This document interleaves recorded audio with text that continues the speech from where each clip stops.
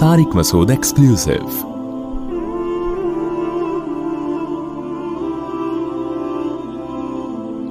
امن هذا الذي هو جند لكم ينصركم من دون الرحمن. اللہ تعالیٰ کی عادت ہے قرآن مجید میں دلائل دیتے ہیں پھر دھمکیاں بھی دیتے ہیں. صحیح ہے نا؟ دھمکیاں کیوں دیتے ہیں؟ یہ بتانے کے لیے کہ آپشنل نہیں ہے. یہ ہم نے جب اپنے وجود کی اپنی طاقت اور قدرت کی دلیل دی تو اب یہ تمہیں اختیار نہیں ہے کہ تم اس پہ سوچ کے اللہ پہ ایمان لے آؤ اور انسان کے بچے بن کے زندگی گزارو, یا تمہیں ٹائم نہیں ملا تو چلو کل سوچیں گے پرسوں سوچیں گے اور بغیر سوچے دنیا سے چلے گئے. نا نا نا نا نا نا, اللہ فرماتے ہیں تمہیں اس پہ غور کر کے ایمان لانا ہے.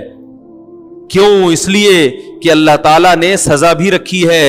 امن هذا الذي هو جند لكم, اللہ فرماتے ہیں شرافت سے ایمان لے آؤ اور اعمال اختیار کر لو, ورنہ بتاؤ اگر اللہ تعالیٰ تمہیں عذاب دینا چاہے تو کوئی ایسا لشکر ہے جو تمہیں اللہ کے عذاب سے بچا لے. جب کوئی نہیں ہے تو تمہیں اس ذات سے ڈرنا چاہیے.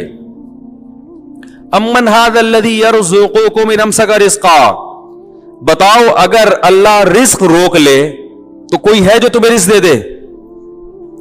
یہ جو دنیا کے ماہرین معیشت بیٹھے ہیں رزق تقسیم کر رہے ہیں, جی اتنی کیلکولیشن اس سال اتنا بجٹ, یہ سب ماہرین معیشت ہوتے ہیں نا, یہ ان کے بجٹ کی کیلکولیشن اس وقت تک چلتی رہے گی جب تک اللہ آسمان سے بارشیں برساتا رہے. جس دن اللہ نے بارش روک لی تو یہ صرف کیلکولیٹر رہ جائیں گے. کیا خیال ہے؟ خالی پیلی کے کچھ بھی نہیں ہوگا, کچھ بھی نہیں ہوگا. تو اللہ فرماتے ہیں امن هذا الذي يرزقكم من امسك رزقا, بھلا کون ہے جن ماہرین پر تم اتنا اعتماد کرتے ہو نا, حکومت سے بھی ڈرتے ہیں, ماہرین معیشت بھی بتاتے ہیں یہ معیشت کو کنٹرول کرنے یہ فارمولا, اور بھائی سب سے پہلا فارمولا ہے اللہ کو راضی رکھو. رزق کس کے کنٹرول میں ہے؟ اللہ کے. آپ کہہ سکتے ہیں نافرمانوں کو تو بہت رزق ملتا ہے. اللہ نے یہ نہیں کہا کہ میں رزق روک لوں گا, میں نہیں دوں گا. اللہ نے کہا روک سکتا ہوں میں. کنٹرول کس کا ہے؟ میرا ہے. نہیں روکتا اس لیے نہیں روکتا کہ اس نے سزا کا دن کون سا رکھا ہے؟ آخرت کا. لیکن عقل مند آدمی کے لیے اتنا کافی ہے کہ کنٹرول کس کے ہاتھ میں ہے؟ اللہ کے ہاتھ. اور وہ کلی طور پر رزق نہیں روکتا لیکن جزوی طور پہ روک لیتا ہے. جزوی طور پر, کلی اس لیے نہیں کہ سارے انسانوں کو ہلاک کرنا, یہ اس کی حکمت نہیں ہے, اس کے لیے ایک دن رکھا ہے اس نے. جزوی طور پر رزق روکا جاتا ہے. کس طرح سے؟ فرد واحد سے روک لیا جاتا ہے. آپ نے دیکھا ہوگا سارے اسباب رزق کے موجود ہیں پھر بھی جاب لیس ہو گیا, روڑے ناپتا پھر رہا ہے. کروڑ پتی آدمی تھا, وہ ہے نا تو شاہوں کو گدا کر دے, اشارہ تیرا کافی ہے. بڑے بڑے بادشاہ زیرو پہ آ کے کھڑے ہو جاتے ہیں. سب قذافی کے ساتھ دیکھو کیا ہوا. دنیا کا عیاش آدمی, کروڑپتی آدمی, پیسہ, حکومت, دولت, اپنی عوام نے پکڑ کے مارا ہے اس کو. اس کا جو بیٹا ہے نا شہزادہ, اس کے بارے میں ایک پوری رپورٹ شائع ہوئی تھی, یوٹیوب پہ موجود ہے, آپ دیکھ سکتے ہیں. کیا عیاشی کی زندگی اس کی گزری, دولت, ثروت, دنیا کی ہر چیز, لیکن جو اس کا آخری وقت گزرا ایسی کوٹری میں کہ کھانے کو روٹی پہنچانے والا کوئی نہیں تھا اس کے پاس. یہ اللہ کی عادت ہے, چھینتے ہیں تو چھین لیتے ہیں. اور یہ غیر مسلموں کے ساتھ بھی ہوتا ہے, ہر ایک کے ساتھ. جب چھینتا ہے اللہ تعالیٰ چھیننے پہ آ جائے تو چھین لیتا ہے. تو اور بعض دفعہ اللہ رزق ایسے چھینتے ہیں کہ سب کچھ ہوتے ہوئے بھی انسان کو یہ محسوس ہوتا ہے کہ میرے پاس کچھ بھی نہیں ہے. دیکھو ہمارے نبی صلی اللہ علیہ وسلم کے پاس کچھ بھی نہیں تھا دنیاوی لحاظ سے, مگر آپ سمجھتے تھے اللہ نے ساری دنیا کی دولت سمیٹ کے مجھے دے دی.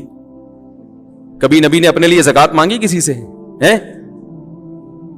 کبھی ایسا ہوا کہ بھائی میں غریب ہوں؟ بلکہ فرمایا کہ اپنی آل و اولاد پہ زکات کو حرام کر دیا اپنے اوپر.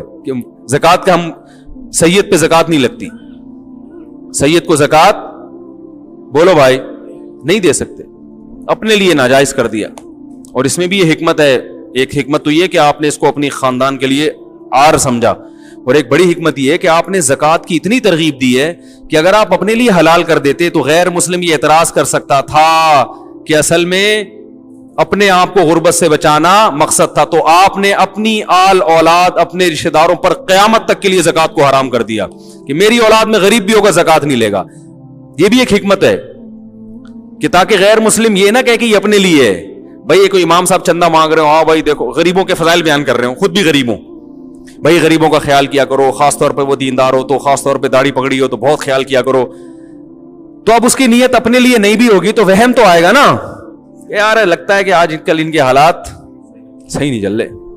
تو اصل میں تو یہ چاہ رہے ہیں کہ خود دے دو, لیکن اب بولتے ہوئے شرم آ رہی ہے تو غریبوں کو آگے کر کے چندہ گیری ہو رہی ہے. چندہ گیری میری اپنی لغت ہے. گیری کا مطلب کچھ زیادہ آگے, لبرل گیری کا مطلب بہت زیادہ. فنٹر گیری ہوتے ہیں, ایک تو فنٹر ہوتا ہے, ایک فنٹر گیری ہے. تو کچھ لغتیں ہم نے بھی خود بھی بنائی ہوئی ہیں, ڈیزائن کی ہیں, اور کراچی میں لغت بنتی ہے.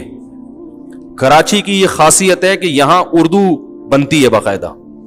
کراچی والے اپنے حساب سے نئے نئے اردو کے الفاظ مارکیٹ میں لاتے ہیں, پھر وہ پورے ملک میں کیا ہوتے ہیں, ایکسپورٹ ہوتے ہیں, وہ جاتے ہیں, پھر پوری دنیا میں جاتے ہیں. پتلی گلی, فنٹر گیری, اور بہت سارے الفاظ ہیں. ماموں سنا یہ زیادہ کوئی کر رہا ہے, وہ ماموں, ماموں نہیں بن بھائی بولتے ہیں نا, ارے تو ماموں.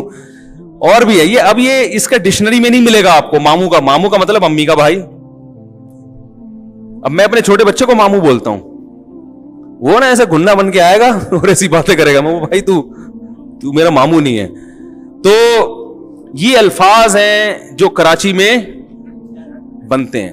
اور عجیب بات آپ کو بتاؤں, اردو خالص اور خاندانی صرف کراچی کی رہ گئی ہے, انڈیا سے بھی ختم ہو رہی ہے. انڈین کی اردو اچھی ہے, وہ مزہ نہیں رہا جو پہلے ہوا کرتا تھا, کیونکہ اس میں ہندی کی آمیزش اتنی ہو رہی ہے کہ ان کا لب و لہجہ آہستہ آہستہ چینج ہو رہا ہے. مجھے پوری دنیا میں کوئی بھی کال کرے نا تو میں اس کی اردو سے اتنا اندازہ لگا دیتا ہوں کہ کراچی کا ہے یا نہیں ہے, اتنا مجھے اندازہ لگ جاتا ہے. تو بشرطے کہ بائی بورن کراچی ہو, باہر سے آیا پھر کراچی کی, وہ پھر مزہ نہیں آئے گا. وہ پھر تھوڑا بہت دکھائے گا اپنا جو ہے نا کہ بھائی کچھ نہ کچھ ٹیکنیکل وہ گھمائے گا. کچھ پٹھان ایسے ہیں جو ہم نے دیکھا یہیں پیدا ہوئے, وہ یہی والی اردو بول رہے ہیں بالکل. تو کچھ پنجاب کے لوگ یہیں پیدا ہوئے وہ بول رہے ہیں, لیکن یہاں اس کے لیے یہاں پیدا ہونا ضروری ہے. یہ فیسلٹی اللہ نے صرف لوگوں کو دی ہے جو یہاں پیدا ہوئے ہوں. کہیں اور پیدا ہو کے آ گئے ان کو فرشتے نہیں مانتے, بولتے ہیں نہیں بھائی, وہ فرشتہ بولتے ہیں نہیں, وہ بات نہیں آ رہی, وہ مزہ نہیں آ رہا. تو اچھا خیر, کیا ہے یار, کیا یہ بیان چل رہا ہے, درس قرآن ہے بھائی. یہ ہے وہ جو میں بات کیا کر رہا تھا,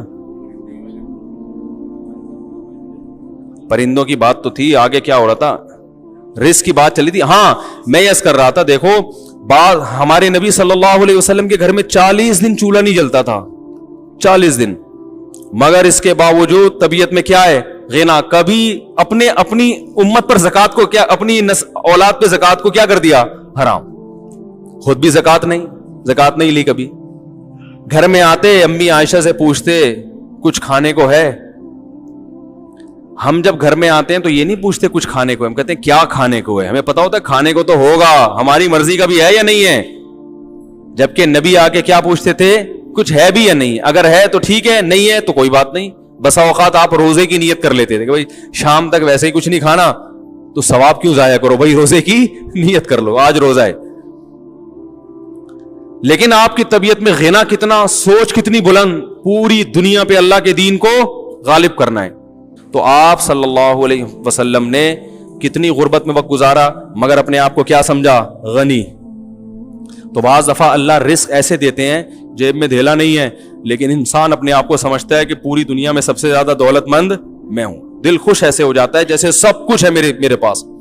یہ بڑی اللہ کی نعمت ہے. تو اللہ تعالیٰ فرماتے ہیں امن ھذا الذی یرزقکم من امسک رزقا, بھلا کون ہے جو تم سے رزق روک, جو تمہیں رزق دے اگر اللہ اپنے رزق کو روک لے. ان الکافرون الا فی غرور, فرمایا یہ نرے دھوکے میں پڑے ہوئے ہیں. اور آگے اللہ نے فرمایا امن ھذا الذی, وہ کیا ہے بھائی آیت, افمن یمشی مکبا علی وجہہ اہدی ام من یمشی سویا علی صراط مستقیم. قرآن جب دلائل کے انبار لگاتا ہے نا, قرآن نے اس سورہ ملک میں کیا کہا, زمین کو بچھونا بنا دیا اس نے تمہارے لیے. کیسے بچھونے کا مطلب کیا ہے, انسان کے لیے اس سے زیادہ سوٹیبل جگہ نہیں ہو سکتی. اس کی کشش بھی اتنی ہے کہ نہ آپ زمین میں دھسنا شروع ہوتے ہو, نہ اتنے ہلکے کے ہوا میں. چاند پہ آپ چلے جاؤ نا, चांद पे, आप एक कदम ऊपर रखोगे तो ऊपर से बिल्डिंग्स, अभी बैंक की बिल्डिंग से घूम के वापस आओगे नीचे, ठीक है ना, ऊपर ही जा रहे हो, फिर बहुत हल्के हो जाओगे आप। और अगर सूरज पे चले जाओ, बिलफर सूरज में आग ना हो और जमीन हो, तो आपका वजन इतना बढ़ जाएगा कि आपके गुर्दे फेफड़े निकल के सारे जमीन से चिपक जाएंगे। आप होगे खड़े हुए मगर लगोगे बैठे हुए, सही है ना, होगे खड़े हुए मगर लगोगे। हमारे एक दोस्त से बहुत छोटा कद था, हमने कहा यार तुम्हारे साथ कोई अजीब वाकया हुआ? कह रहे यार मेरे साथ रोजाना अजीब वाकयात होते हैं। कह रहे मैं पासपोर्ट ऑफिस की लाइन में लगा हुआ था, मेरा नंबर ही नहीं आ रहा, तो मैं फिर चीखा, मैंने कहा मुझे कब देगा? उसने कहा पहले खड़ा तो हो भाई बैठा हुआ क्यों है? तो वो खुद अपने बारे में बड़े दिलचस्प वाकया सुना रहे थे। तो हम चांद सूरज पे चले जाएं तो गड़ते चले जाएंगे। तो बिछोना का मतलब, जैसे माँ बच्चे के लिए बिछोना बिछाती है हर लिहाज से, कभी मच्छरों से बचने का भी इंतजाम, टेम्परेचर भी सही हो, पंखे के बिल्कुल नीचे ना हो कि नजला ही हो जाए, बिल्कुल इतना किनारे पे भी ना हो, हर लिहाज से अल्लाह ने जमीन को इंसान के लिए सूटेबल बनाया है।